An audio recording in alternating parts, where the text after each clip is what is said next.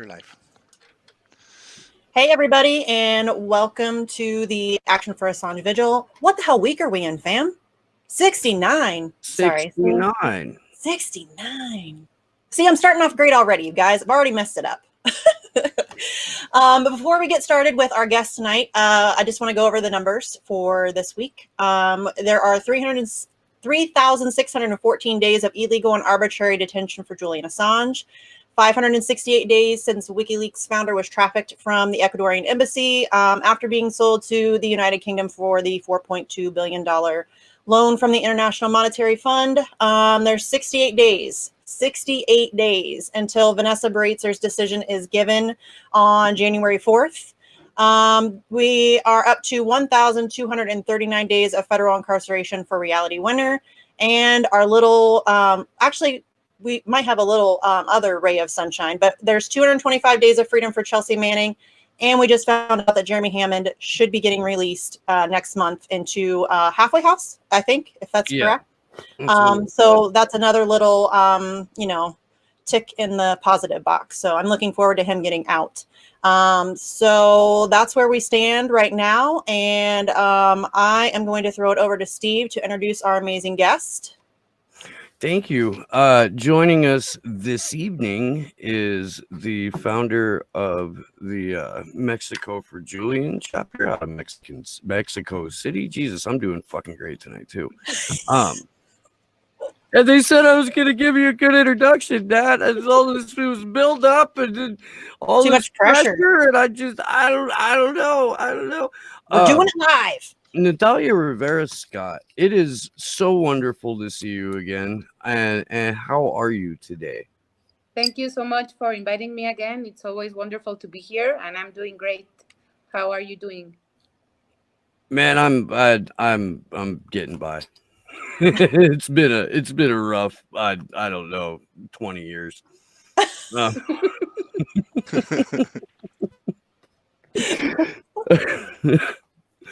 But so you're here because behind the scenes you have been doing some really, really wonderful things for a human being that we all love. And I know that there have been a number of people over the last several months who have reached out to me out of concern. And if you're not picking up what I'm putting down, we're talking about Commander X at this moment. So please, Nat, fill us in on what's going on with X. Well, I've been helping him to relocate to a much better place and taking care of many needs that he has right now, especially medical needs. And we are like checking on him and his dogs and just making sure he's fine. So for all the white people in the audience, how are the dogs? The dogs are great. There are two small dogs, and one is called Sander, and the other one is called Xavi, and because he chose the X names for them, so he really laughs because here in Mexico, Xavi it's Javier, so people call the little dog Javier, and he's just like, no, it's with X, it's Javi, but well, here everyone calls him Javier, and so he's really caring for his dogs. And the main concern that he had all this time here in Mexico was these little dogs that he rescued and adopted here. So he's really doing fine. I'm really glad to hear that. We have a statement from X, and I'll go ahead and pull that up and get on it. I should probably share this on the screen share, huh? Yes, sir. Yeah, and please ask whatever you want to ask about that. I got it. All right, let me full screen here. All right, so X says to all of my dear supporters and fans, greetings. As many of you are no doubt aware, early this summer, I quite suddenly and without warning stepped off the stage and departed public life completely. I'm unwilling to share the details of why this became necessary, but after a series of calamities involving both my health and the loss of most of my computer gear and data, it was either stop or die. I chose stop. The decision, no doubt, bought me at least a little more time on this mortal coil, and that is precious to me. Over the past decade, fate, history, and all of you have bestowed great power and prestige upon me. I am no longer in a position to be able to trust myself to do the right thing with that gift. I feel it is better to step down now rather than squander the great gifts bestowed upon me by thousands of souls around the world.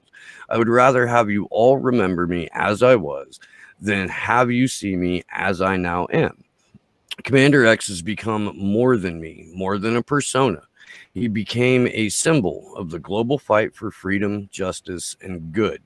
As a parting gift to all of you, there will soon be released a full-length major motion picture documentary entitled X, The Face of Anonymous. It will be broadcast on several major networks around the world and eventually available in select theaters and on DVD. I have attached the official movie poster to my Twitter. If somebody wants to go grab that, that would be cool.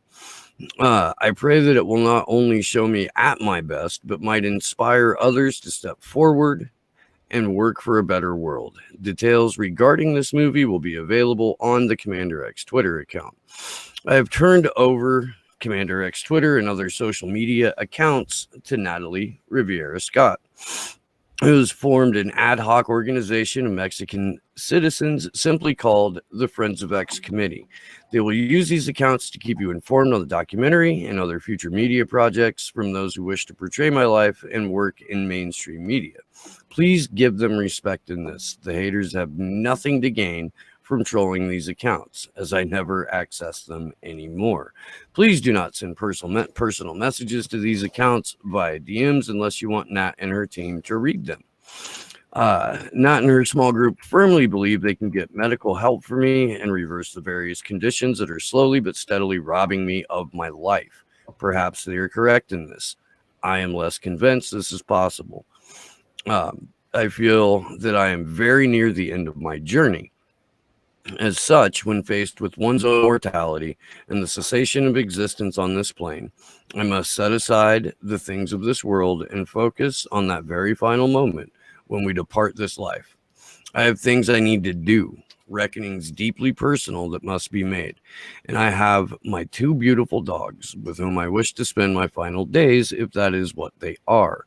I will not be returning to public life. That part of my story has come to an end. I do not apologize for my choices, recent or otherwise. I gave this world almost 4 decades of activism, the final 10 years to that wonderful movement called Anonymous, which I am most proud to have had a hand in actually creating. No one can demand more of me. I gave the best I had to give. I do not owe anyone anything, but I will miss you all. You all have been the most wonderful part of this incredible adventure. I think about you constantly. I worry over your fate, hope fervently for your successes. Do not be sad for me. I have led the most incredible and surreal life imaginable. I have no regrets. Despite the many hardships and huge sacrifices, I would gladly do it all again. Be strong. Keep fighting. You will win. With all my heart, X.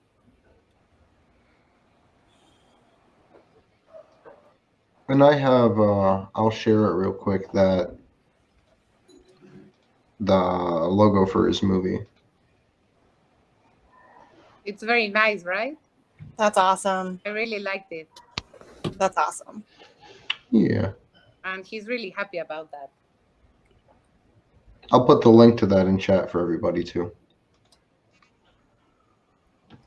Okay, so the thing is that, remember, he was missing, and then I found him, and that's when he explained basically what he's telling in the how do you say, Statement? in the thing you just read. I forgot the word, sorry.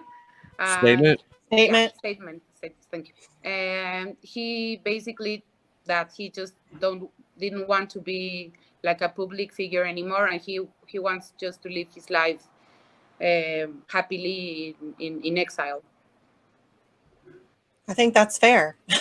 Yeah, You know, I I didn't think he's- expect that, honestly, but I think it's a very respectful decision, and he's very happy with that. And the important thing is that he is at peace with it, and that he is trying to take care of himself. He was not in a good shape, and well, he was really worried about his health and about everything around him.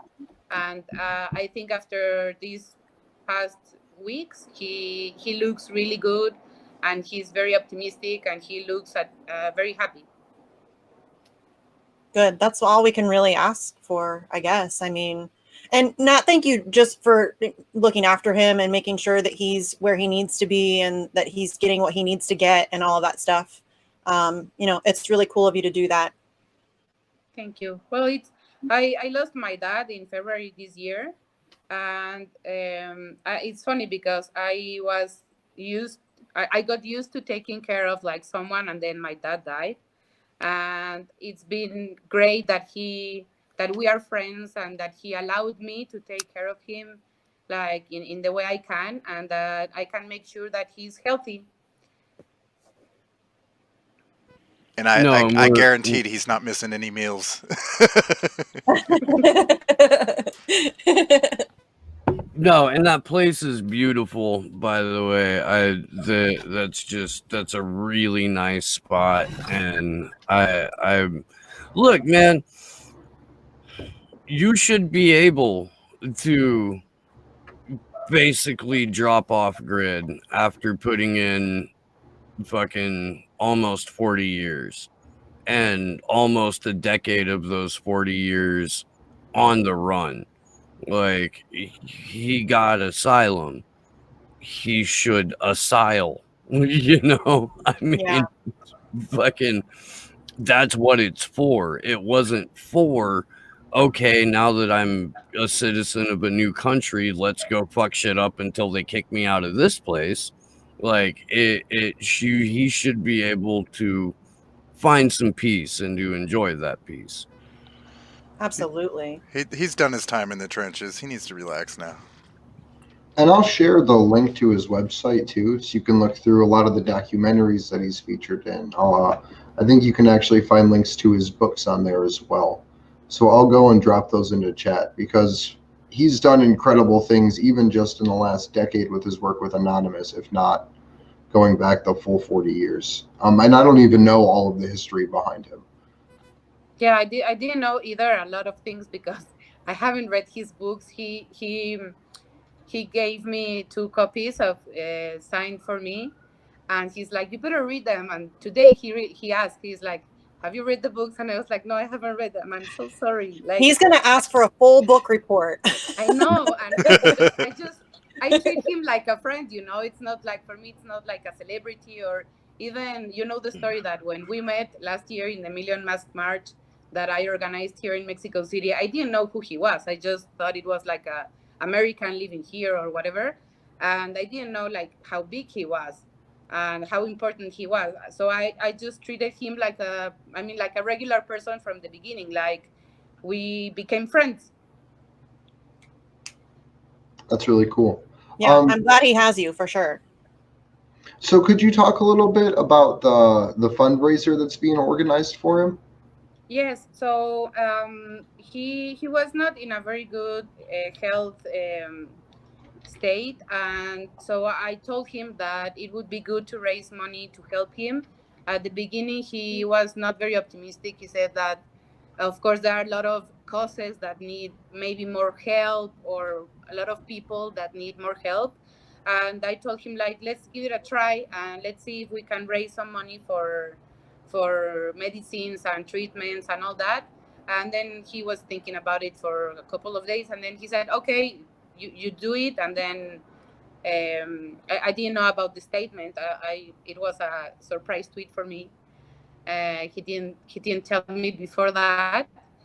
We talked about it before, but then we wrote together some things about the fundraising, and then he told me to launch it, and then like I'm really happy because we started getting donations like right away. And because it's dollars, it's more pesos here, so it's a good amount of money so far. We still need help, but he's really happy so far about the quantity of the donations we've received. Mainly he worries about the dog food.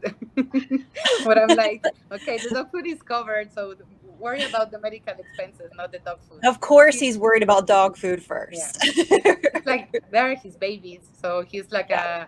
he has a song for them, and he's like a great dad for the dogs. That's awesome. Yeah. So I really appreciate you organizing that, because it was one of those things that it was very, very like panic mode when we didn't know what was going on, and when his sister had gotten in contact with us originally. So it's my deepest appreciation and admiration go out to you for reaching out to him and doing all of the things that you've done personally to be able to assist him. Thank you. I'm still waiting for you to wear your cape, Nat. No, it's I mean I think I don't think it's such a big thing. I don't feel like it's such a big thing. It's help a friend, and I think, I mean, I can say you guys all here would do the same thing. I have no doubt about that. So Mhm. we would always help a friend. And I know it's really family. It's family, really. it's I mean, family, and I think it's really difficult when you are. It must be really difficult if you are in a country that you don't know anyone, or you don't have your family close to you, or close friends, or I mean anything can happen, and you don't have anyone to call. And I can empathize with that, and I think that's mainly the reason I insisted that he should let me help him, and luckily he did. So I think he was really not sure at the beginning. He doesn't want to feel like he's a burden, and so I have been repeating to him that he's not, that he's a friend, and that he knows that I consider him family, so he can consider me family too. has his sister been able to go and visit him at all? No, she's not here, so Yeah. he's just here. I think it's difficult to make a visit. So Well, especially now with COVID. I mean, traveling is a nightmare. I mean, it's always a nightmare, but it's even worse now. well, I don't know how it's coming here to Mexico. We always joke that you don't even need a passport, so I don't even know how to, that's not true, but we say like there are no laws in the border, so I don't really know how difficult it is for you to travel here, because for us we need a visa, and you need to pray when you go to get your visa, so you get the visa. So I don't know if it's really difficult for Americans to come here. I mean, it was for him, but I don't know if for friends to come here. No, it really isn't. If you're flying, you should probably bring a passport. They're not going to let you on the plane without it. Yeah. Yeah. Yeah, No, I know you need a passport, but that's buddy of mine. I mean, you could, if you're crossing and if you're in the right car, you don't necessarily, but you know. Yeah, I think it's the same. Like I've gone to the States by car, walking, and by plane. And I was last time I went to El Paso with a very nice car. So even the officer was like, "Oh yeah, come in, welcome." And I was like, "Really, you're not going to ask anything to check the luggage, anything?" And they were like, "No, welcome to America." And I was like, "Okay, thank you." I'm always like a little nervous when I go. I'm going in November, so. I get nervous here too, not all the time. All the time. I'm gonna sidetrack here real quick. Have we all seen what's going on in Philadelphia over the last day? Yes. No, I'm sorry, no. No, I haven't.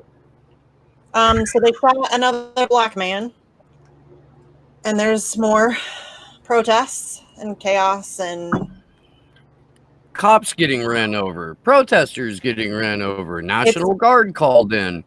Yeah. Um, It's brutal. like, It's Whitney Webb. Whitney Webb. It's Whitney Webb. So if you haven't watched the interview that I gave with Whitney Webb from Sunday, you should watch that. She basically predicted this in Philly.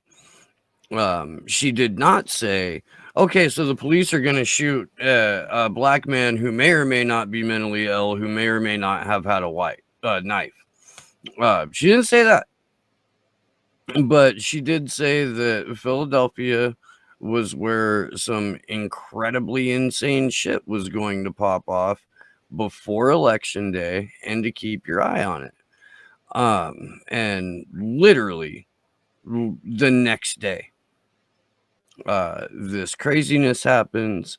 There's the Philadelphia police went and bought a bunch of explosives and a number of other things. There's a receipt for it on Whitney's Twitter.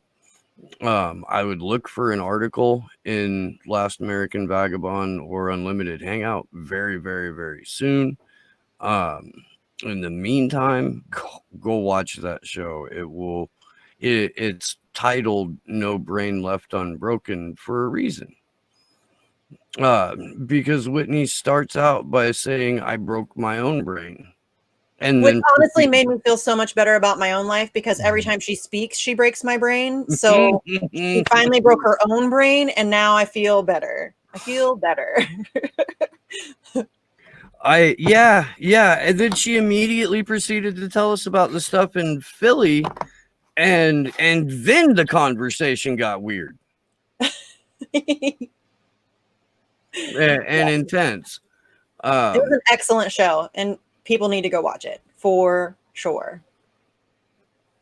I've had multiple different people who have no reason whatsoever to blow smoke up my ass say that was more than likely the most important conversation that was going on the internet at that particular time, that particular day.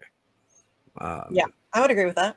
Which has very little to do with me, by the way. I want to make that perfectly clear.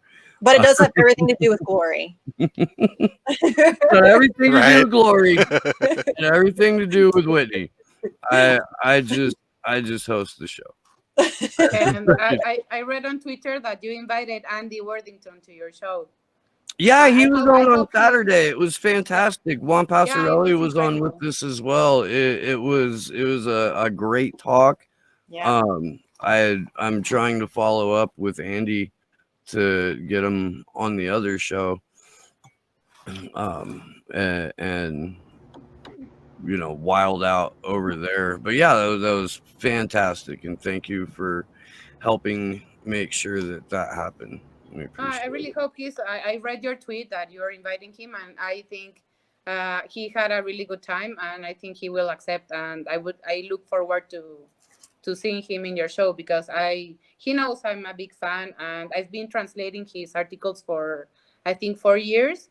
So we keep in touch all the time, and I was really, really happy I really enjoyed the vigil last Saturday with him. It was really awesome. Yeah, and Juan is freaking awesome. I love that guy. Yeah, Juan, he's really, really nice guy. Yeah, he's fantastic. I always have a good time talking to him. Yeah, so on Saturday, I wasn't on the vigil, and Steve has been talking about it. I actually went to the Trump rally in Circleville, Ohio, which is about like 3 hours south of where I am. Because we had talked on the vigil a whole bunch about going there and doing that and engaging with Trump supporters like that. And it was the weirdest thing. I mean, not really weird anymore, but just experiencing like the hardcore level of cognitive dissonance that people have with what's happening in the world, who possesses power, and then why things are the way that they are. And talking to Trump supporters on an issue-specific basis, it was very much like, oh no, I support Julian too, and President Trump, once he's reelected, he'll let him go. And I'm like, I don't know. Like, I don't know if you've been Why is he following waiting? Like, why did he? So then, why did he have him arrested? Why is he? So it's a big swamp, Misty. It's a big swamp, and draining it takes about 4 years just to get the paperwork filed. Okay, so there's a 4-year permit process, and then after that, you got to start looking around for people who are certified swamp draining technicians, and then you've got to like make sure you've got non-disclosure agreements, and contract that you yourself can get out of at any time, but they are opted into permanently. And then you've got to square everything away with your legal team, because you're not going to pay the people that you contracted to drain the swamp, because historically, as Donald Trump, paying your contractors is not something that you do. So a lot of planning, has gone into the prep work for drip. But yeah, it's about a 4-year process just to get up and going, and then nothing's gonna happen. Yeah, like, Donald Trump. With all due respect to Trump supporters, like why would they think that he's the savior of the situation with Julian? Like, I try not to engage in discussions with them in the groups or something, but I don't understand why they are convinced that Trump is going to save Julian.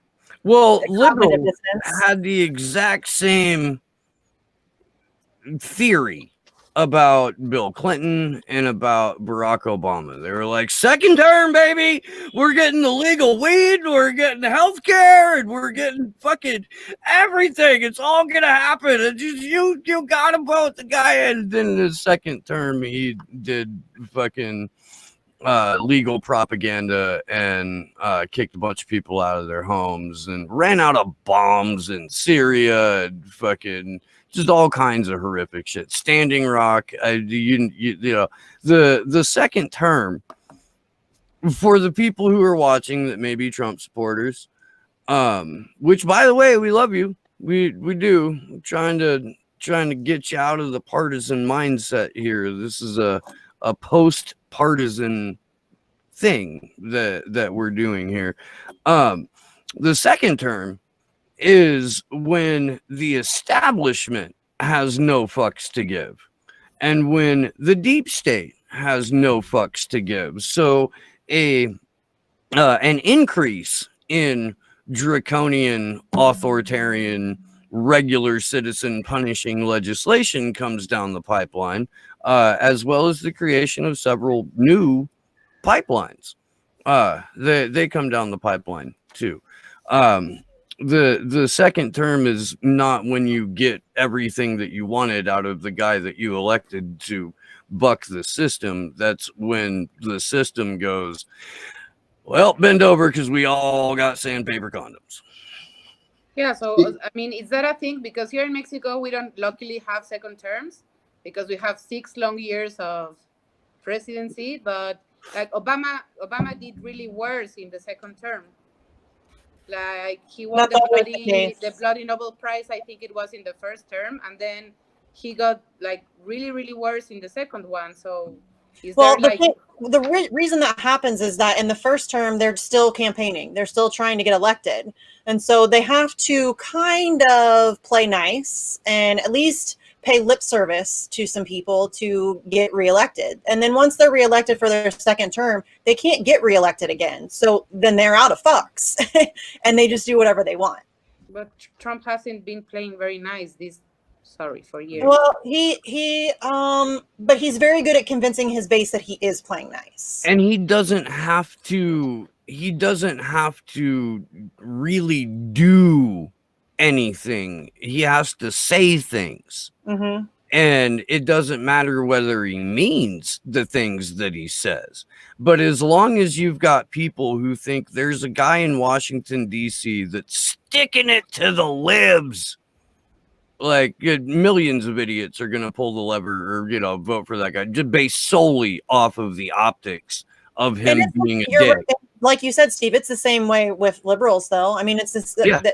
Obama's our guy. He's nice. Like he's working for us. He's fighting for us. Like, and it's not based on anything in reality. It's just they want to believe that it's this cognitive dissonance where people need a hero. They need a savior, and they'll invent one, and they'll excuse a lot of things to maintain the appearance and the belief that that guy is that guy. The craziest thing, right? So there was a BLM protest there that was holding like Biden signs and BLM and Medicare for all, and like nothing that makes sense, like nothing that actually like maintains the same pattern of like anti-authoritarianism, because you can't put Biden next to BLM because he wrote the crime bills. But anyways, you have them on one side of the street, and then you have the Trump supporters on the other, and they're literally just yelling back and forth at each other about how the other person's person is a pedophile.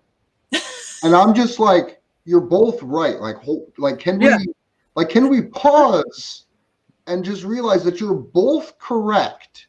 Like, just the point that we can agree on, like everyone in this crowd hates pedophiles. Who are you going to vote for? Like, what? My pedophile is better than your pedophile. Well, at least my pedophile didn't rip off a cancer charity. Oh, wait. Yes, Joe Biden did rip off a cancer charity. And so did Trump. Speaking of Biden and Trump supporters, did you guys see the dance-off video? Oh, God, what? If you haven't seen the dance-off video, please. Well, maybe not, because it's painful. But there's a video of some Biden supporters, like, it wasn't the Pete Buttigieg dance, but it's like it's like a flash mob or whatever, and then there's Trump supporters standing across from them, just like holding their Trump flag, staring at them like, what the fuck is going on? And it's amazing. It's so funny. It's the best thing. It's so awkward.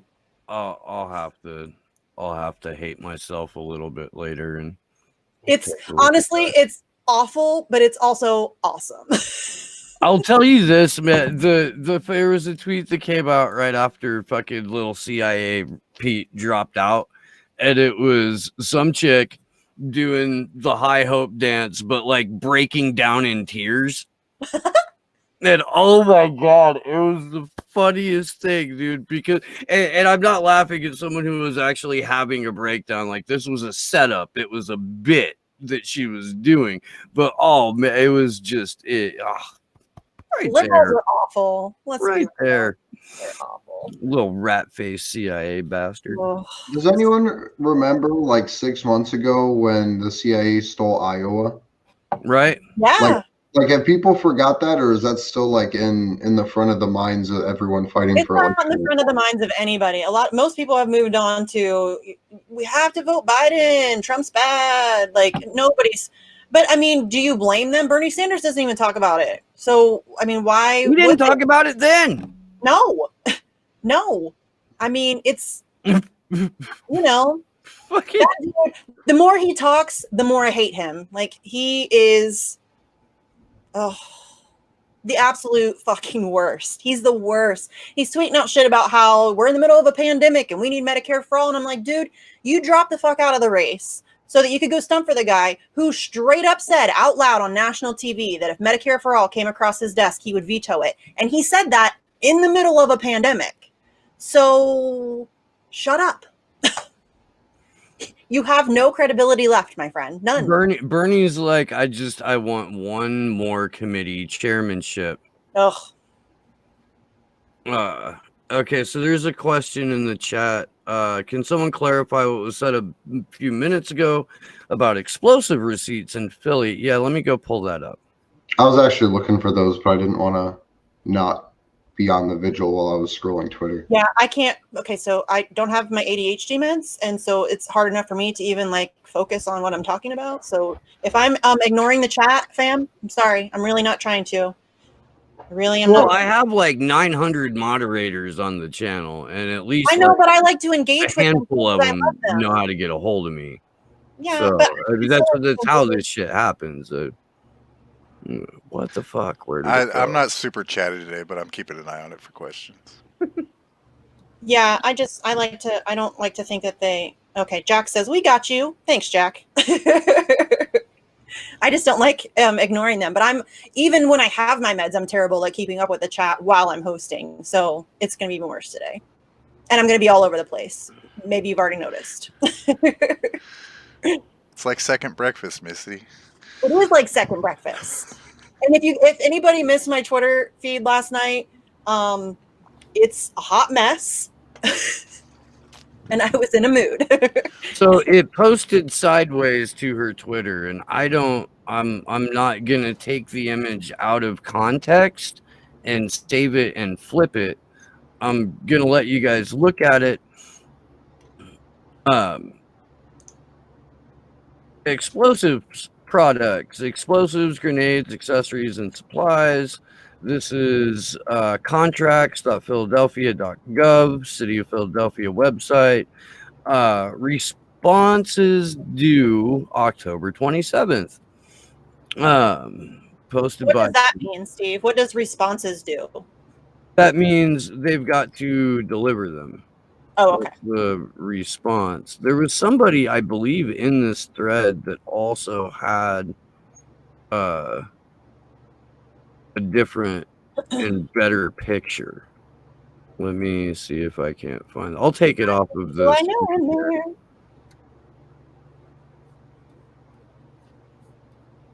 I might have to go to my notifications for that. Is that going to be the new thing? Like they're just going to leave pallets of explosives around the city for people to start hucking? They've Maybe. graduated from, bricks? yeah, I was gonna say they graduated from bricks. Yep, and they had to take Well, the they were also using flashbangs in somewhere, and then they were also somebody was using fireworks, and there was I don't know that it was ever confirmed, but there was a lot of people were saying that it was cops that were using those. Yeah. So, yeah, I mean, it seriously. When I saw that on my Twitter feed, I about crapped my pants. I was like, holy shit, Whitney just said this. Like, she just said this. My brain broke all over again. So I'm like double broken brain. I read it before Whitney even picked it up, and I was like, is this related? It was really late. And I was like, is she right already? God damn it. And I just went to sleep, and then I woke up and saw her post. I was like, oh, god damn it. Well, and then also CNN put out a tweet, something about we're facing a dark winter. And I'm like, Jesus Christ, they just straight up said dark winter. And they said it in the debate, man, like multiple times. I know. That was trippy. But now it's like they're doing it even more. Like CNN's putting out tweets, and it's like they're like very covertly like, oh, we're facing a dark winter with COVID and the flu, and I'm like, okay, yeah, it's getting weird out there, y'all. So how are things in Mexico with coronavirus? Nat, like what's the overall state of like just I guess the situation, to not try to spin the question one way or the other? Well, the international media are really criticizing the government's way to handle the pandemic, and the president still not wearing a mask. I mean, besides all the, I know there are people against the masks and all that, but his message has been saying that he's protected by religious stamps, and so he doesn't want to put a mask on. And we are over 80,000 deaths here. It got a point that we were like third in the world of deaths. So international media has been criticizing López Obrador a lot, but they are still trying to manipulate the people and saying that there's nothing wrong happening here. So it's really creepy, I think, because today the governor of the Mexico City, she tested positive, but supposedly or something. And so she announced it, and this guy keeps not like, he's not still not wearing a mask. And they meet together every day in his office, that it's like a really beautiful palace or whatever. And so many people are going there for these morning meetings that he has at 6 in the morning every day. It's ridiculous, but he keeps laughing and telling people that everything is okay. So supposedly we are still in like partial lockdown.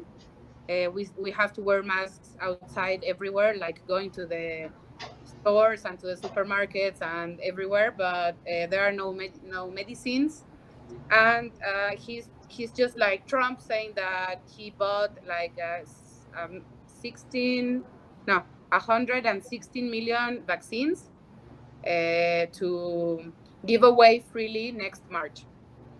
Of course, I mean, it's ridiculous to promise that. We are 130 million people, and he publicly speaks against people that has money. So his message of like giving free the vaccines for these people is like contrary to what his general message for the people is. So it's really, for me, it's really creepy to. I don't listen to him because he can hardly speak Spanish, but I read what he says on Twitter, and it really makes me really crazy. You know, I don't like him. But I couldn't tell, Nat. I could not tell. I try. I mean, I know I don't try to like him, but I try to listen to this. Is like the health person, secretary of health, and it's like crazy here. It's like that's why I said like luckily we don't have 2 terms here in Mexico, so it's just 4 years to go. So, AMLO's the president on there, right? If I remember right. And he's one of the international leaders that early on had come out and supported Julian. Yep. And amongst, I believe it was Lula in Brazil as well that had spoken up, and of course Correa from Ecuador. Is there any other world leaders that I'm missing? As far as like South American presidents or former presidents that have spoken up in support of him? Well, I honestly I don't think so, because I think I would be aware of that. Lula Silva has been really outspoken, and he's a president, ex-president that was really loved by people. And the thing is, I know that here or internationally, it's even Julian's mom tweeted to him thanking him for his support.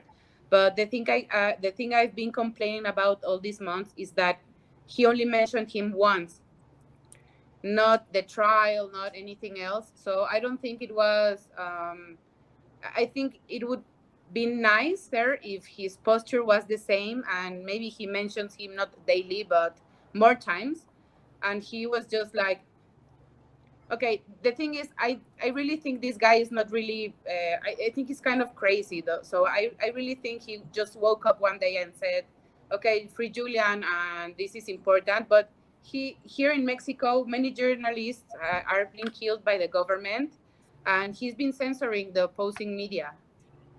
So it's not coherent of his message, you know. Can you expand on that a little bit? Yeah, because we don't hear a whole lot about murdered journalists in Mexico. Well, it's not just this government. It's a sadly, it's a really common situation in all the governments in the past. With the how do you say ambient, the like really different types of journalists, they get murdered here horribly. Like they're leaving their houses and it's like 1,000 bullets to their car, or they get kidnapped and then it's like a really terrible situation that has not become better with this government. It's not lowered the number of deaths of journalists. And Lopez Obrador, he has threatened, like on TV, on live, media that oppose or criticize him, laughing. He's like, I'm going after you, or you just shut up, and you shouldn't say this. Or he just banned a magazine that criticized him terribly, and he just got them in trouble, and he tried to take him out of circulation. So he's censoring media here. Well, fuck. I mean, no, it's just it's this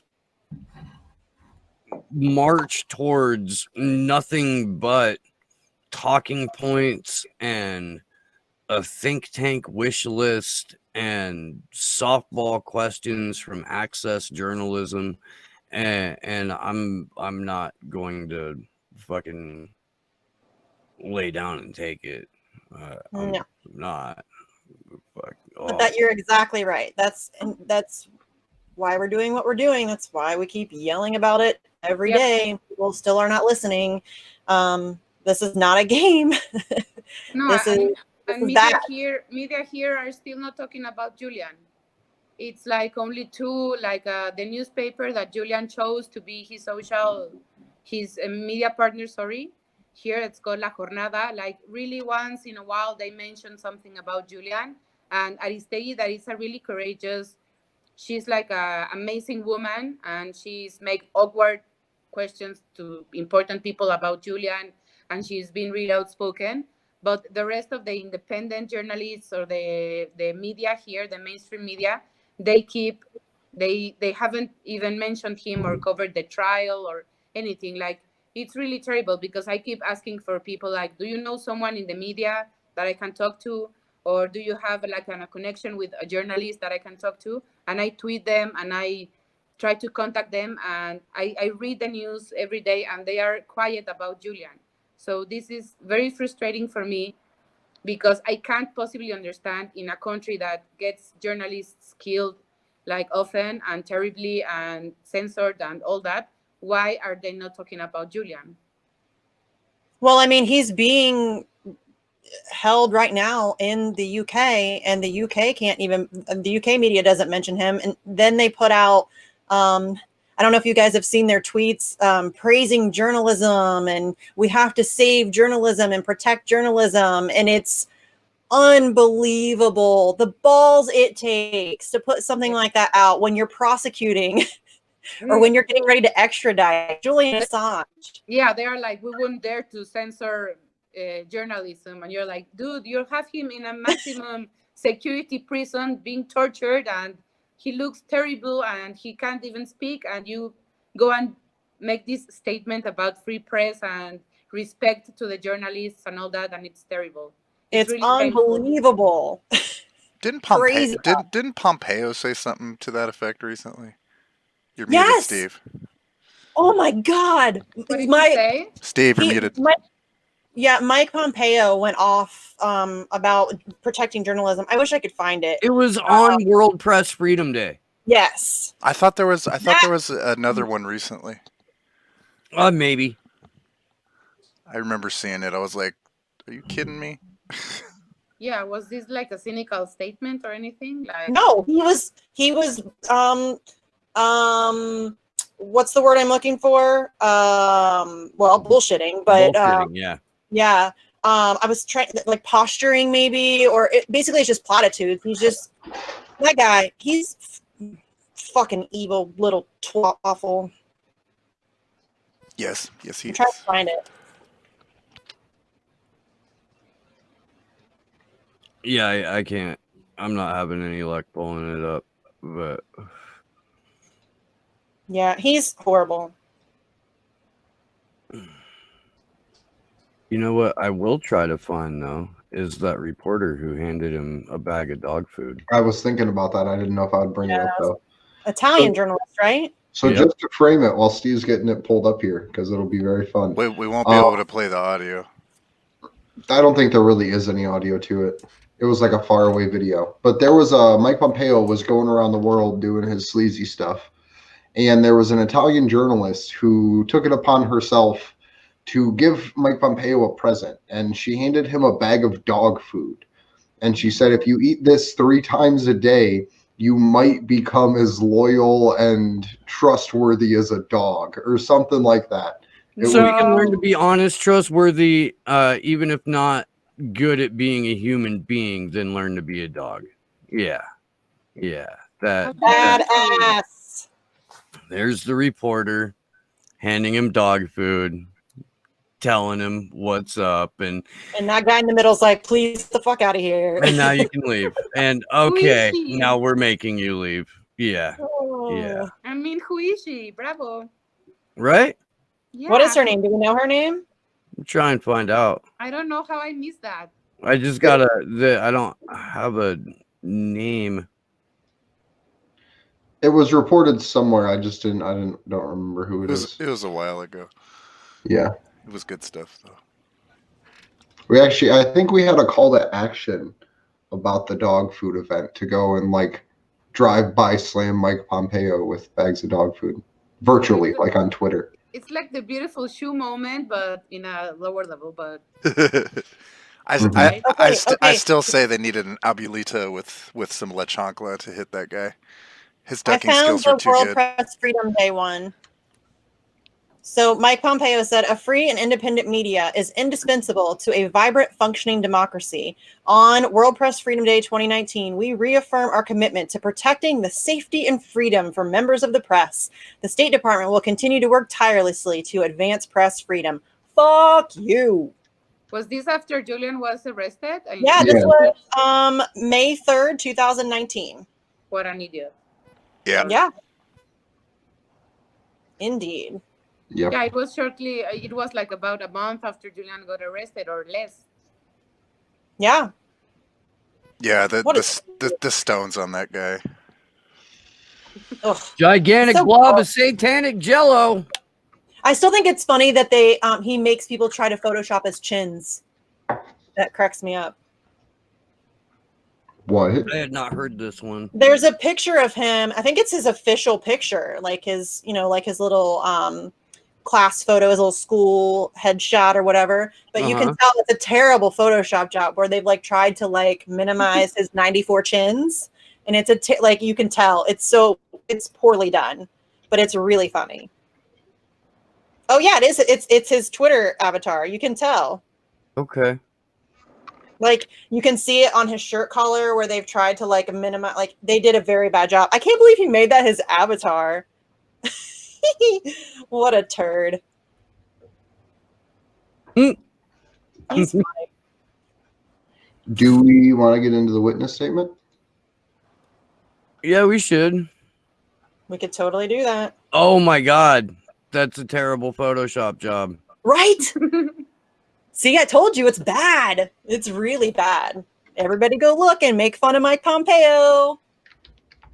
I gotta look now. Now go seriously. Go look. It's really great. Like you can see it on his collar. It's so bad.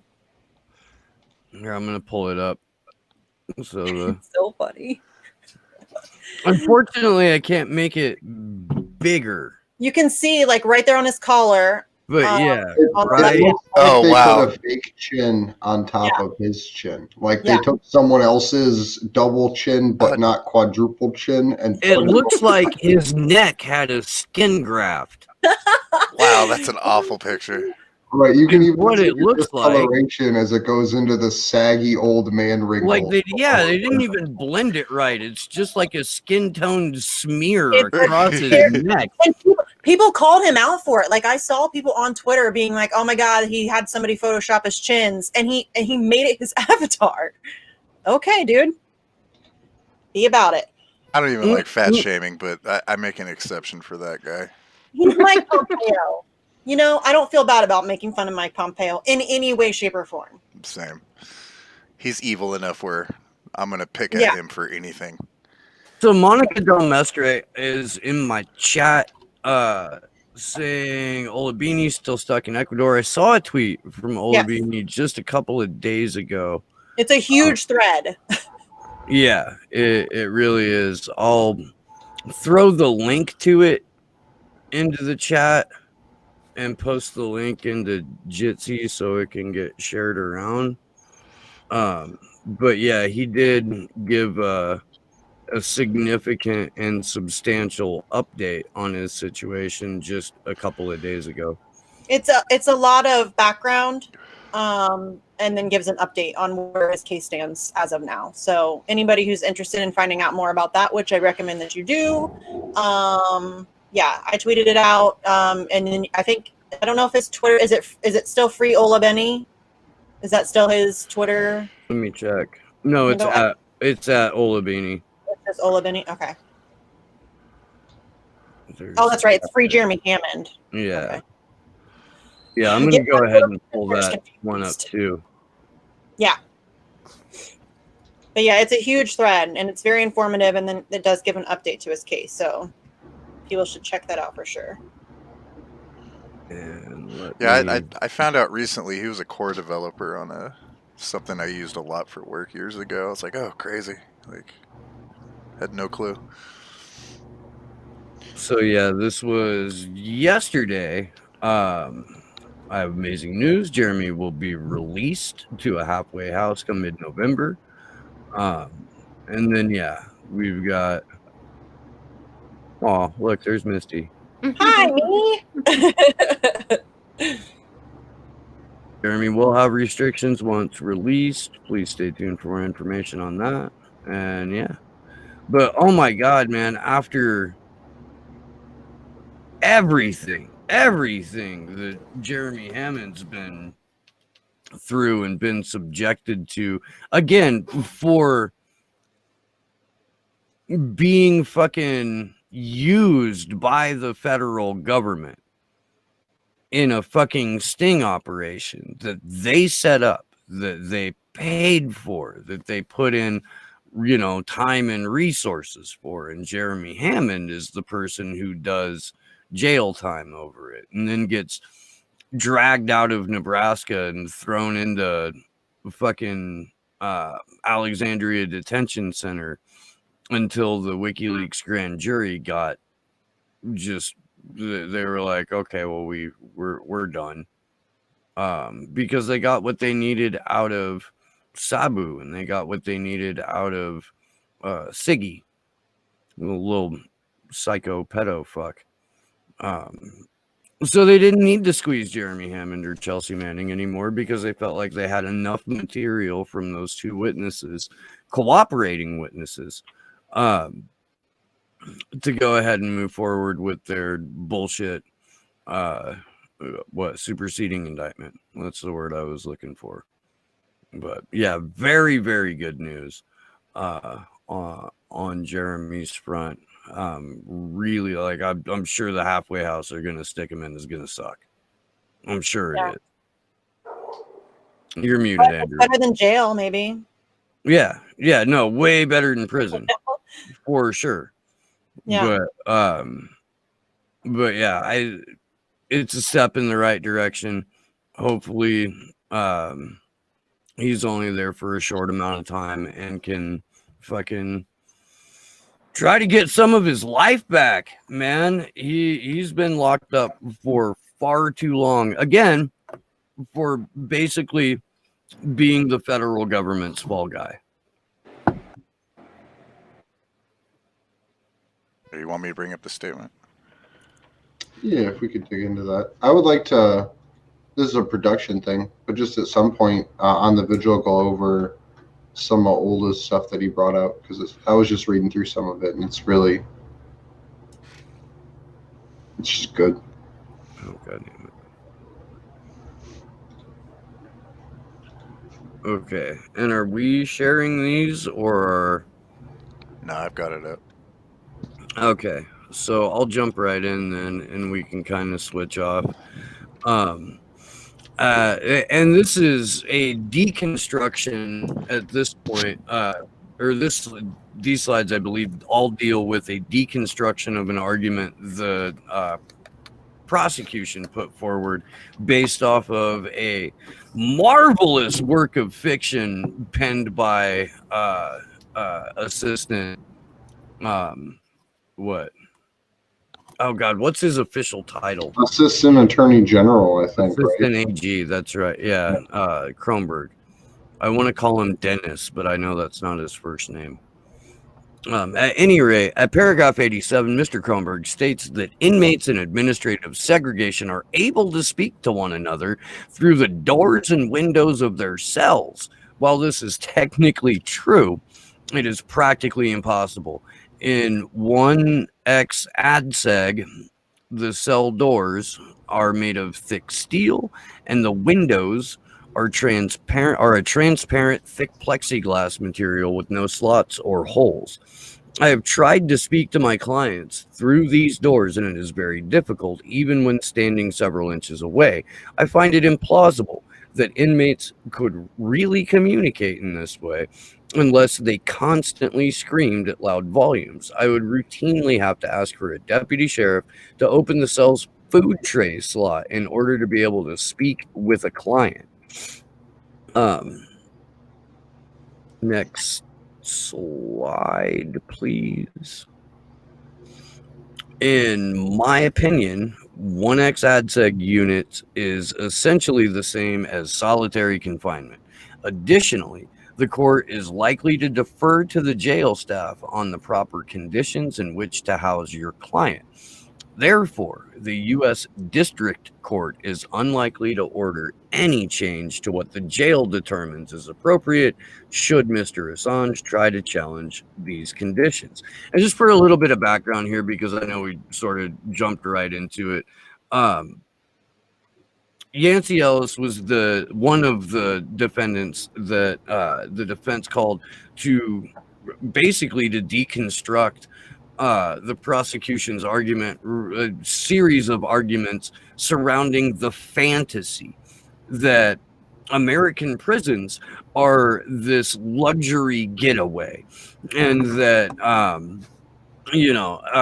Julian Assange in a supermax would be just ridiculously comfortable and well seen to and well taken care of. It's And basically a resort, Steve. I mean, yeah, Yeah, that's bingo. absolutely how they were describing it. And He made them Yancey, play cricket, right, or something. They said like that.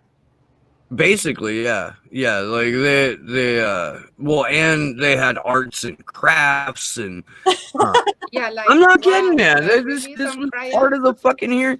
They're like, they've got 13-inch TVs that they could watch. It's practically a fucking bungalow in the freaking with ocean views. Like just nonsense.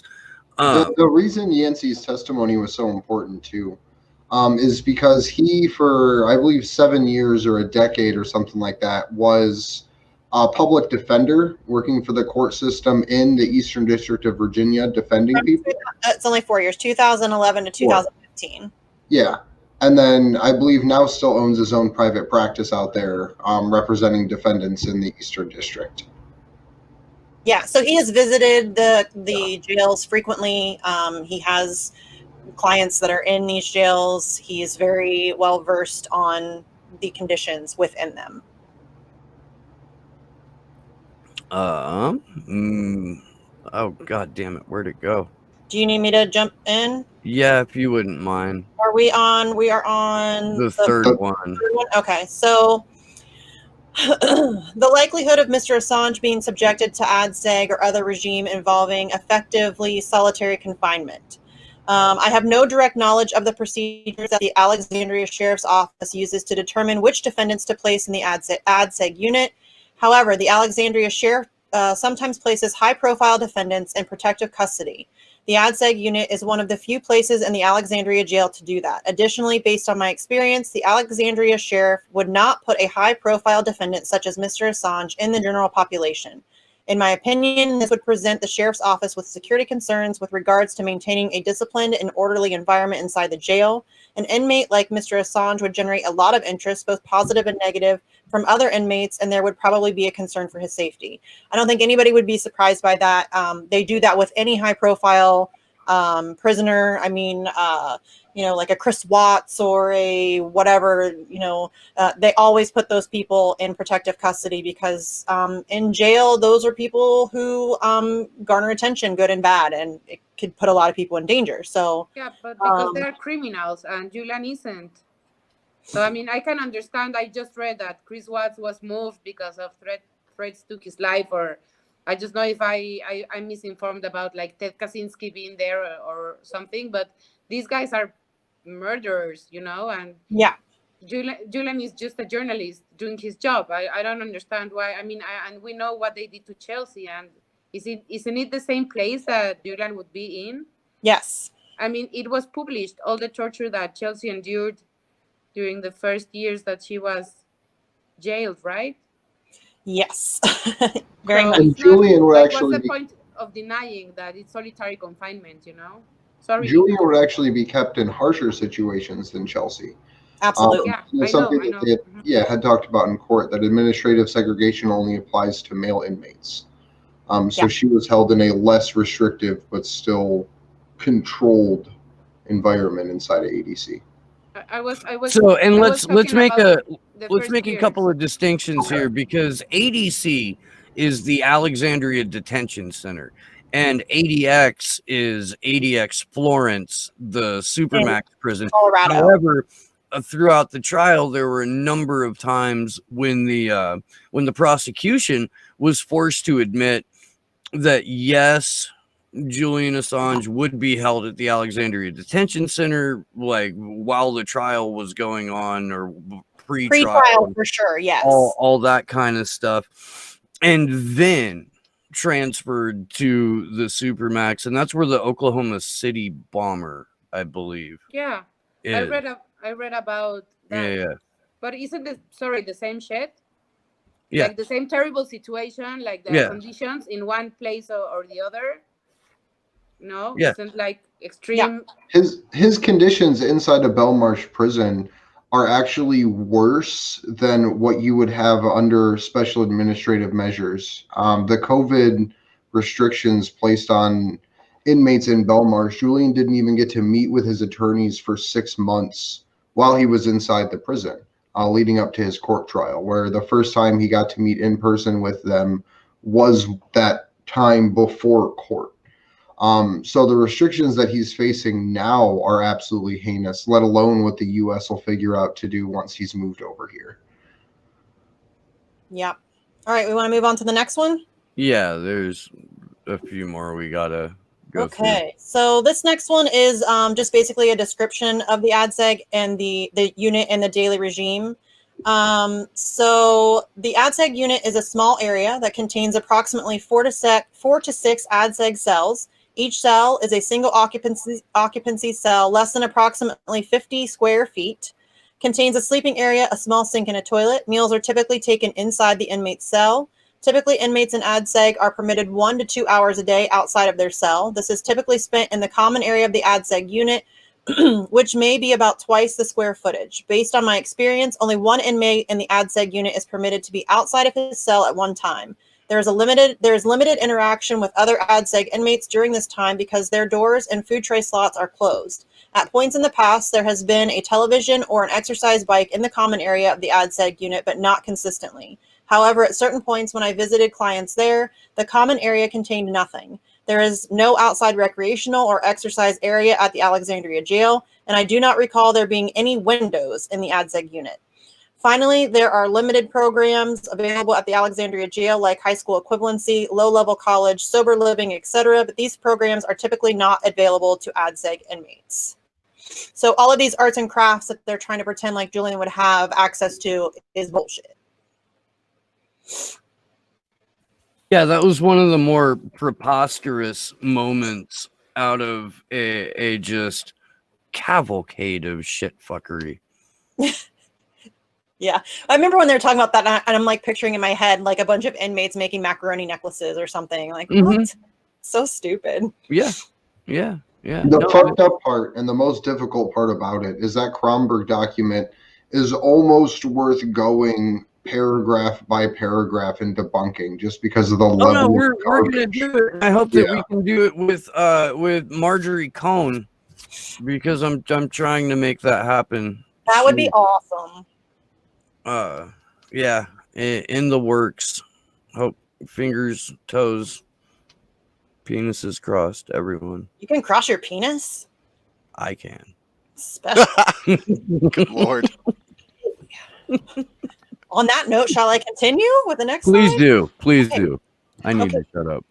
Okay, so the effect, this is now, he's going to be talking about the effect of ADSEG on the ability to prepare a legal defense.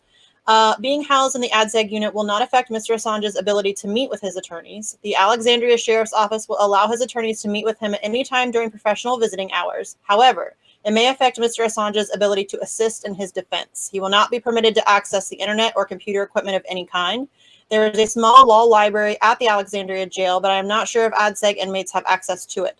Additionally, based on my experience, it is more difficult to make legal phone calls to the ADSEG unit. Typically, attorneys can make legal phone calls to a single attorney phone, which is present in each unit of the jail. In general population units, a random inmate will answer the phone call and call for a desired inmate. However, that is not always possible in the ADSEG unit because the inmates are not continuously out of their cells to answer the phone. Making a call to this unit involves getting a deputy sheriff to enter the unit and make the desired inmate available. So his lawyers will be able to visit him apparently regularly, maybe. Well, okay, that's if he's not immediately placed under special administrative measures. Right. Which the court tried to dance around and the prosecution tried to dance around, but it's been made pretty crystal clear that he would be subjected to special administrative measures. And that means when he does meet with his attorney, an FBI agent will be present in the room for those conversations. And again, like at Belmarsh, he will not be able to participate in his own defense. He will not have access to the internet or legal documents or any of those things. So, not and being again, able to, go ahead. No, and as long as, special administrative measures are already legal here, but the treatment that Julian's received at Belmarsh goes above and beyond all measures of UK law. Yeah. They flat out violated every law, convention, charter, what have you, in terms of how they deal with prisoners and how certain types of prisoners, like, bond prisoners or remand prisoners, are allowed to be kept behind bars. Both of those things, the bail thing and the remand thing, UK just threw it right out the fucking window. Go ahead. They try to make it look like, okay, he can meet with his lawyers. And yeah, even Gitmo detainees can meet with their lawyers. And the other times that they're not with their lawyers, then they are being tortured. So it's not like, okay, that's nice. He's going to be able to meet with his lawyers. It's not like a better way to look with the situation that he's facing, right? Mm-hmm. And that was something that they even mentioned in court too, like in the courtroom themselves. That was one of the things that the prosecution tried to pull out, where they said, well, Julian's going to have a plethora of lawyers. Isn't he going to be able just to meet with them? And that's where Mr. Ellis described that there's no special treatment when you're in the Alexandria Detention Center, that when you're an ADSEG or a special administrative measures prisoner, there's no bending the rules. There's no taking it easy. It just is what it is. But to the point that Misty made, one of the big things under ADSEG too is we lose the ability to know what's actually going on with Julian's trial if he's placed under special administrative measures. If he's brought here and he's placed under that level of lockdown, the only information allowed to come out about his case is from the judge herself or himself, whoever's the judge. They get to make the ruling to say, this is allowed to be out. This is public information about Julian's situation. And if a friend or a family member or an attorney wants to meet with Julian, if they release information to the public, they can go to jail. So no, there's not going to be any news about what he's going through if he's placed there? The only people that are allowed to comment on it are the judge and maybe one of the prosecutors. His family wouldn't even be able to speak on it. Yeah. And if someone came and visited him and then left and not even talking about what Julian looked like or the treatment that he was going through, but made statements about the case, they could be subjected to prosecution. It's fucking crazy. It is. This is the same legal system that told Chelsea Manning, as long as we think more fines and more jail time will break you, we can keep you as long as we want. It's not, you have to prove to us that this sort of coercive and punitive punishment isn't affecting you before we'll let you go. And they still never did. they shut down the fucking grand jury. That's why Chelsea Manning's out. Not because it was obvious from day fucking one that they weren't going to break her. So they tried because they can, because there's legal cover for it. And it just fucking infuriates me. Yeah. Bastards. Does somebody else want to jump in, or shall I continue? Or Yeah, I got it.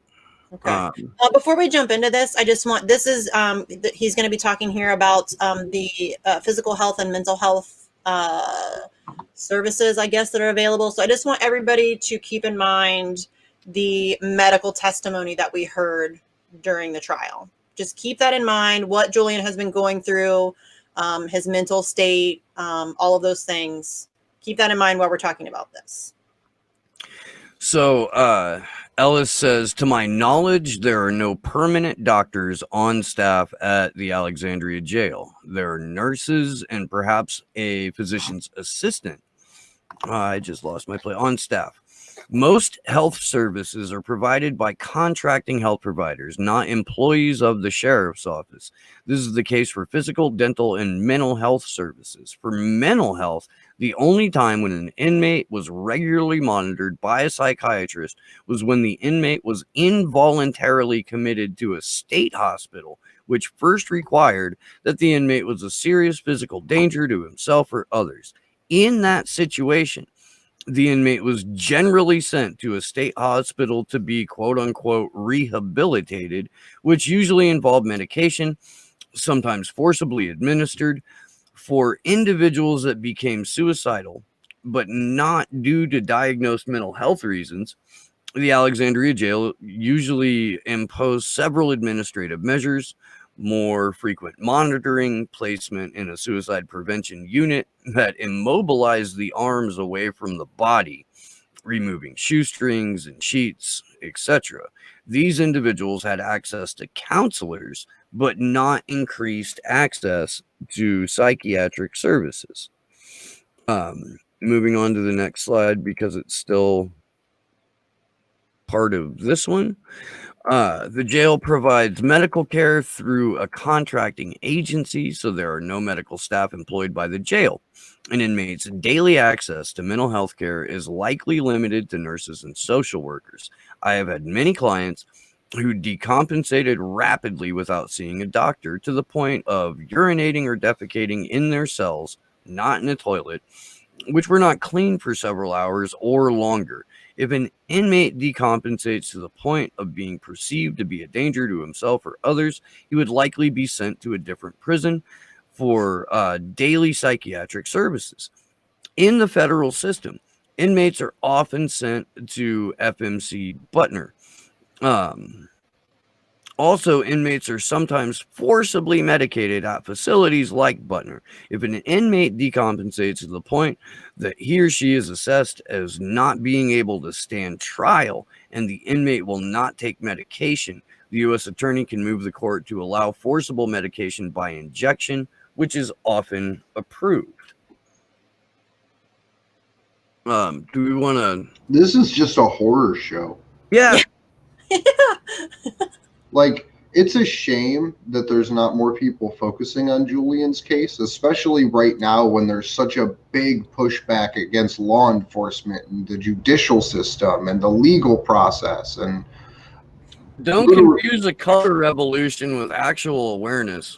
I mean, that's fair. But like, just that one slide lays out how someone can be forcefully injected with chemicals against their will while in detention, wanting to commit suicide, having to defecate on themselves. You know, I'm sorry for mentioning Gitmo again, but after reading what they've done to these men, I mean, this is like kind of this, like similar situations, and I can't believe it's legal to do that. I mean, the Gitmo detainees they were injected with drugs they didn't know what they were, and you know, and it's practically torture what Julian is facing there in the U.S. Oh, 100%. It is absolutely torture. And No. I understand that in Guantanamo, the Geneva Convention is not applied because Bush said so. But what about, I mean, in the territory of the United States? Why is this legal?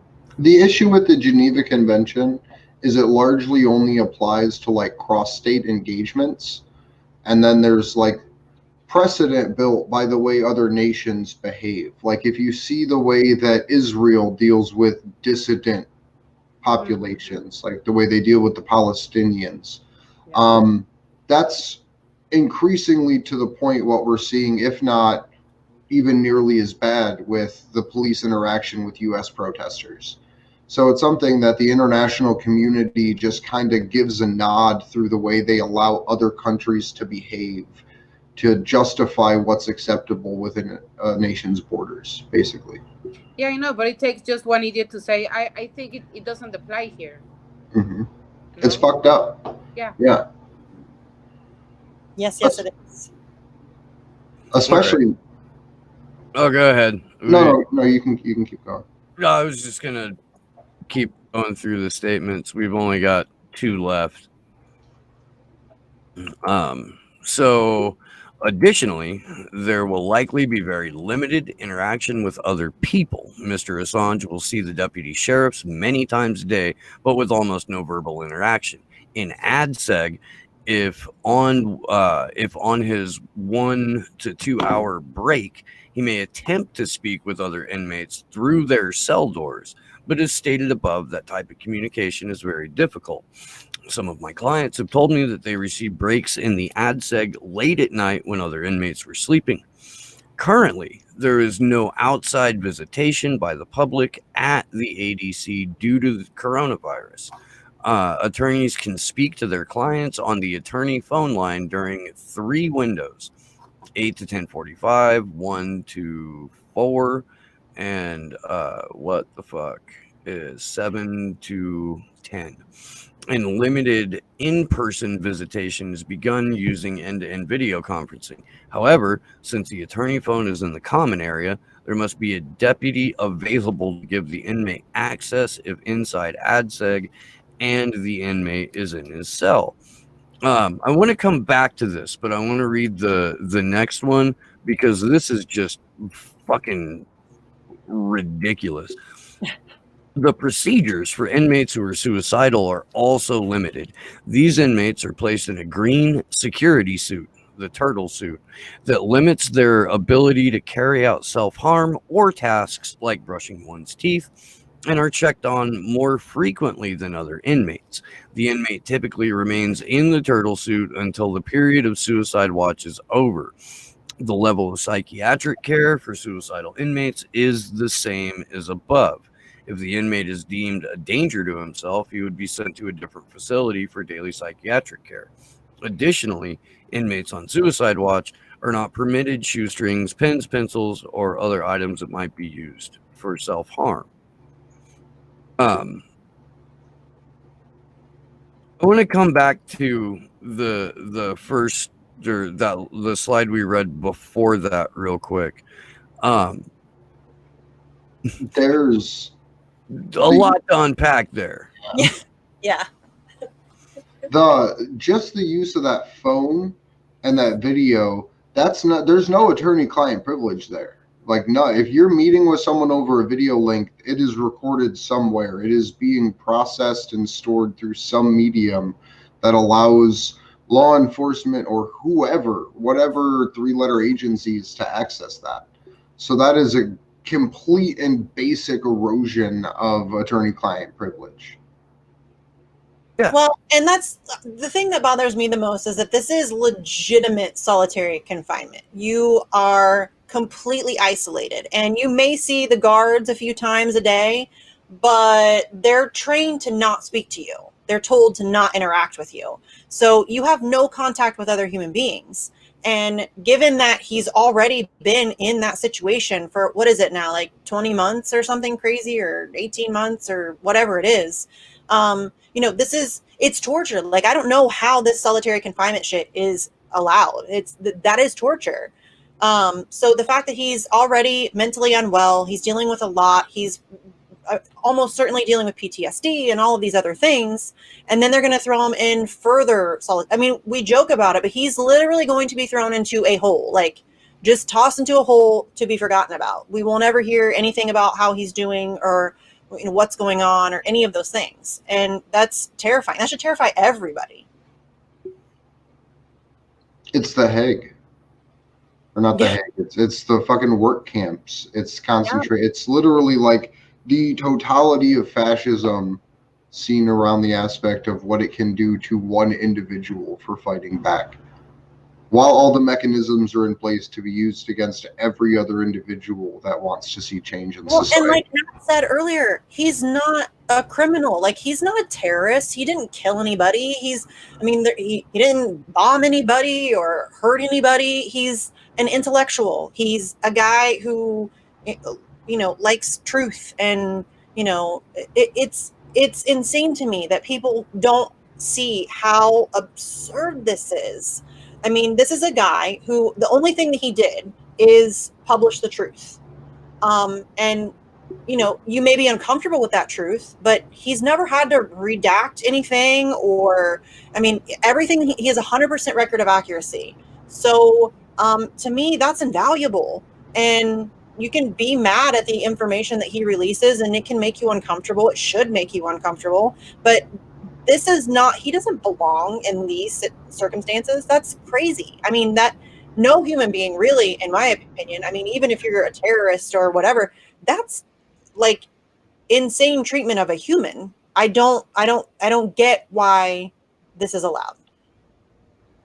Yeah, I agree with you. Not even guilty people should be treated that way. But especially not Julian. He's like an example for a lot of people. He's admirable. I know his mother doesn't like us calling him a hero, but for me, he's a hero, and he's like a world changer. He doesn't deserve anything close to this. Well, Christine said to go easy on the hero talk because it takes away his humanity. I know. And but no, I mean, I understand what you're saying, and I tend to agree with that, Nat. I do. It's just when that allows for like sort of like a cult of martyrdom to get built up around him. And I think people him as a superhero, and then it's like, oh, well, he can handle this, and he'll be fine, and he can. No, he's still human. Yeah, he's a tough son of a bitch, no question. But he's not superhuman. He's not, Superman or whatever. He's just a dude. He's flesh and blood.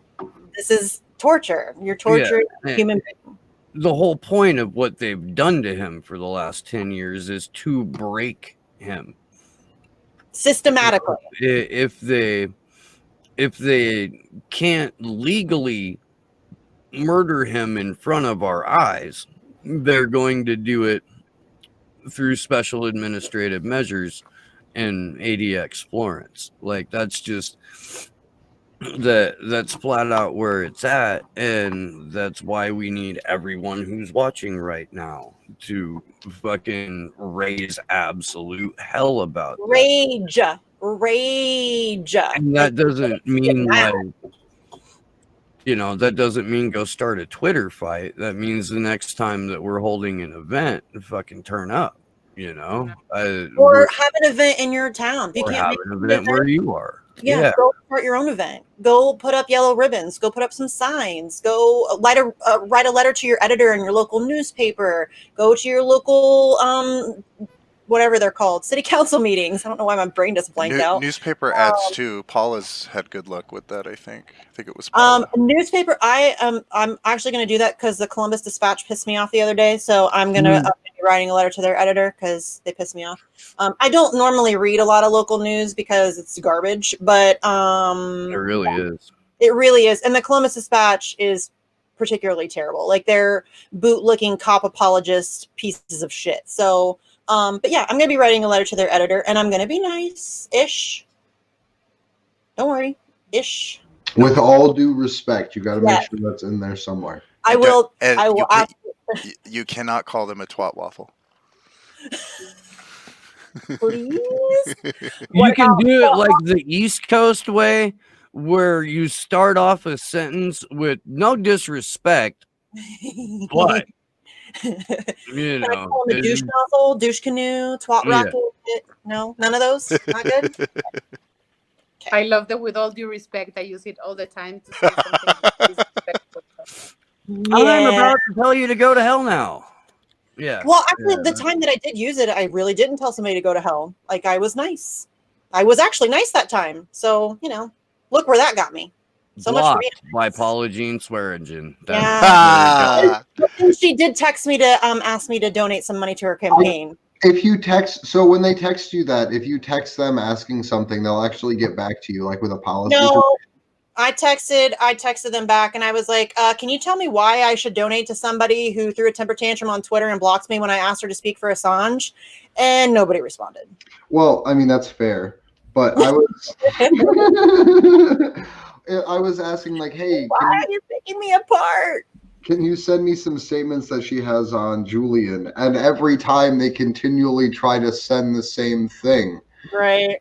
Where it's her saying Bernie Sanders was correct when he said journalists shouldn't be prosecuted under the Espionage Act. And then I always say it's the U.S. position that Julian is not a journalist. So even that statement, if taken in full context of U.S. law, doesn't even apply to Julian. Didn't they change their position, and now they decided that, okay, he's a journalist, but that doesn't matter because we can just do whatever the fuck we want, and if you're a journalist, we can come get you. It doesn't matter.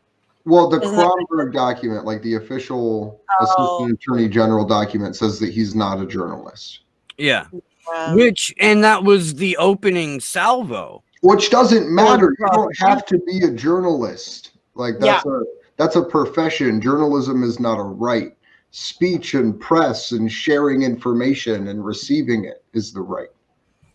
I'm still baffled at how he's subject to our laws but isn't protected by our rights. That seems pretty fucked up, but what do I know?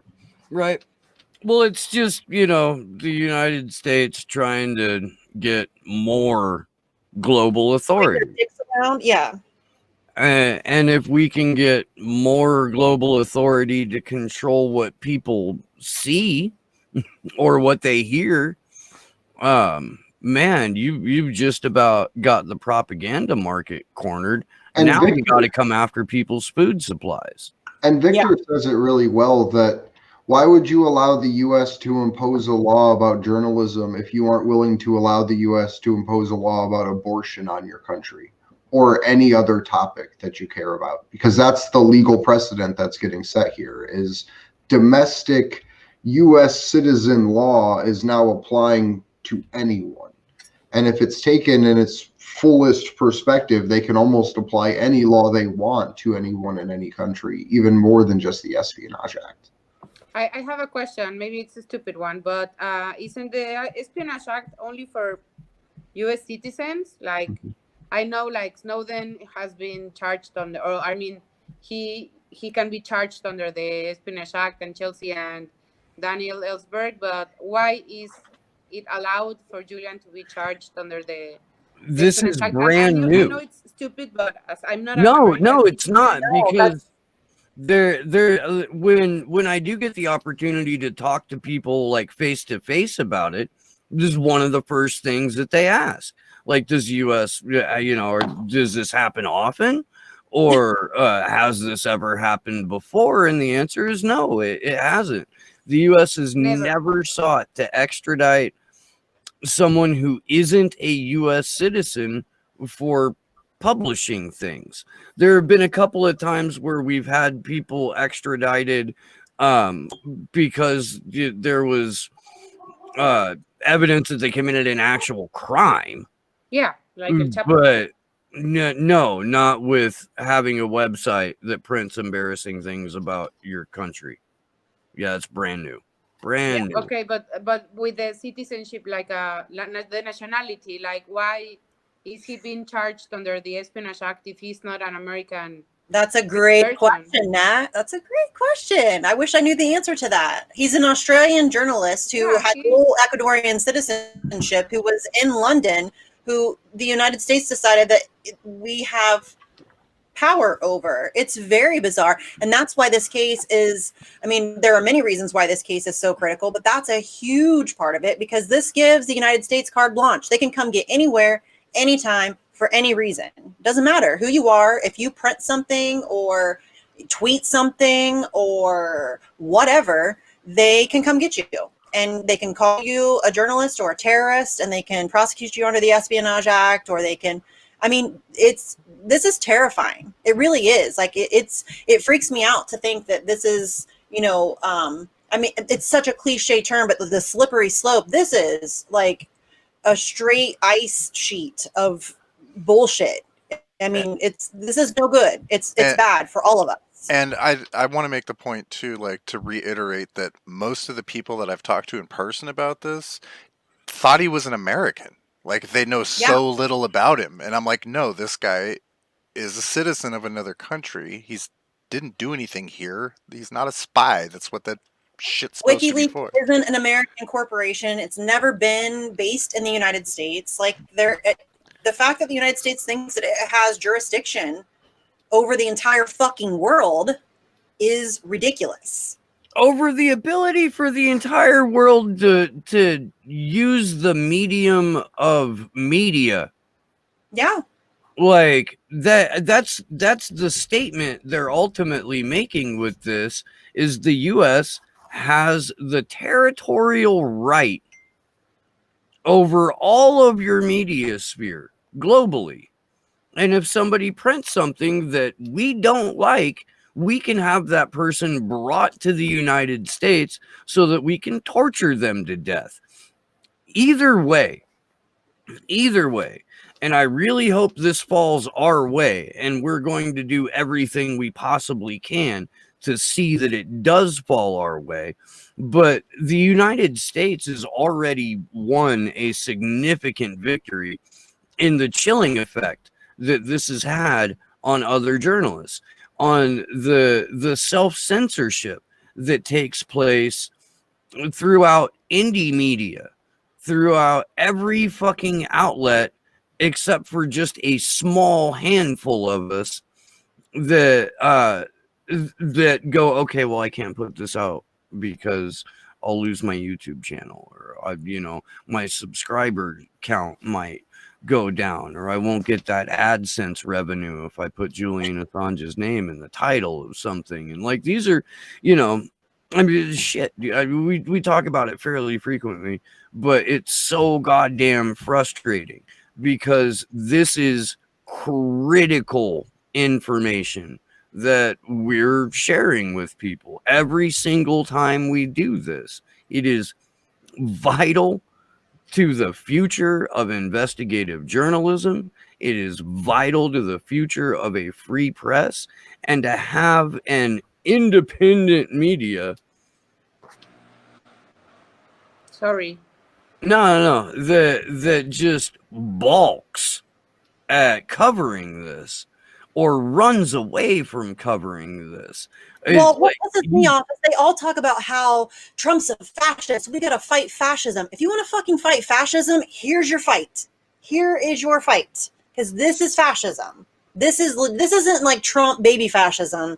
This is fascism, like controlling the ability to disseminate information and controlling what you're allowed to see, what you can and cannot learn, the information you're allowed to ingest. I mean, that is what fascists do. He who controls the narrative controls the world. And this is it. So if you want to fight fascism, like, I see a lot of people like, pounding on their chest like they're going to fight fascism, and yet they won't even mention Julian Assange. Well, go fuck yourself. You're not fighting fascism.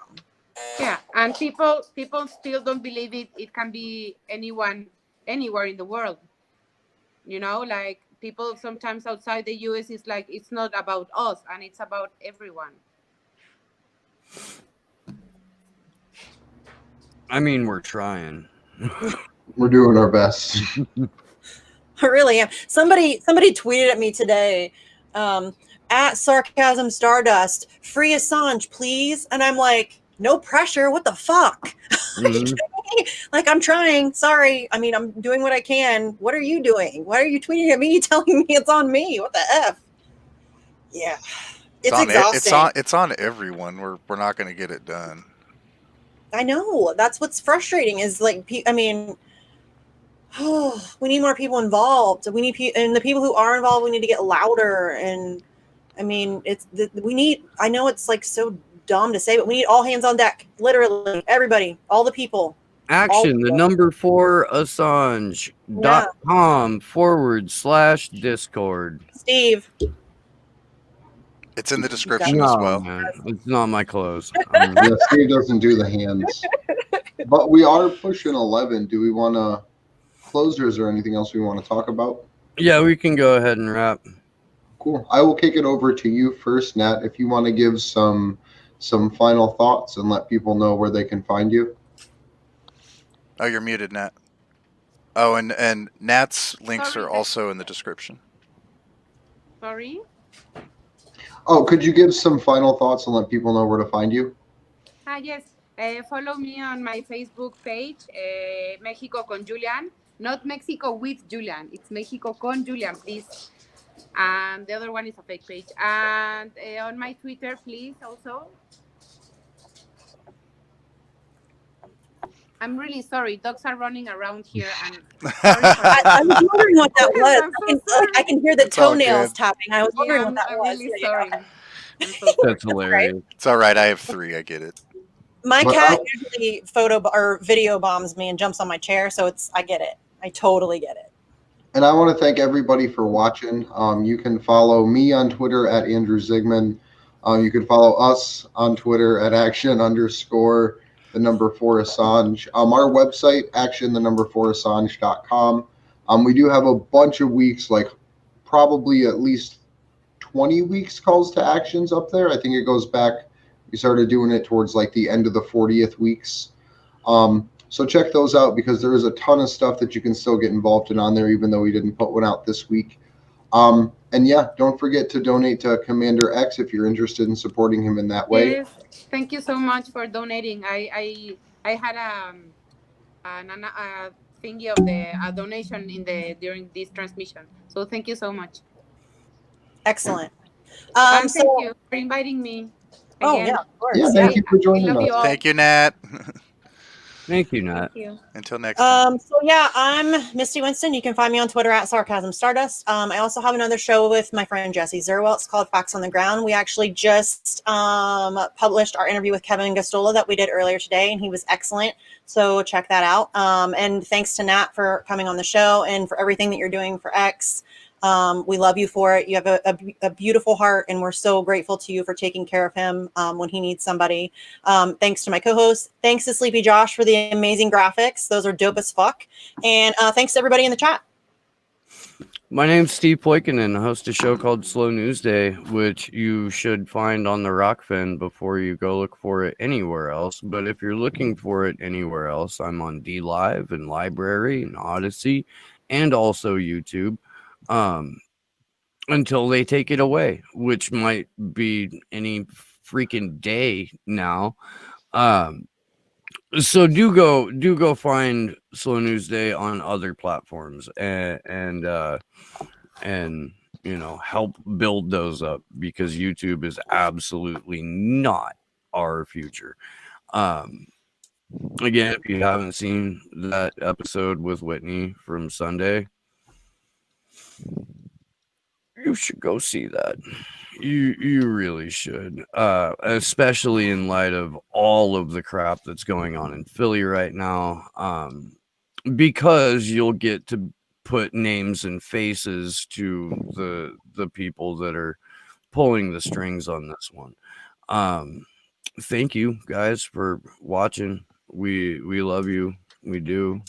You're fucking awesome. Thank you to my co-hosts and to Nat for being with us again. It's always wonderful when you're around. To the former Commander X, you're my friend, Chris, and you always will be. Dude, thank you for your service. Just want to make sure you're all right, you know. Likewise. And thanks to Sleepy Josh on the 1s and 2s and for coming through with all of the graphics for tonight. That was fucking solid. We will see you Saturday. Good luck to us all. Oh, it's Halloween on Saturday. Expect something. Good luck to us all.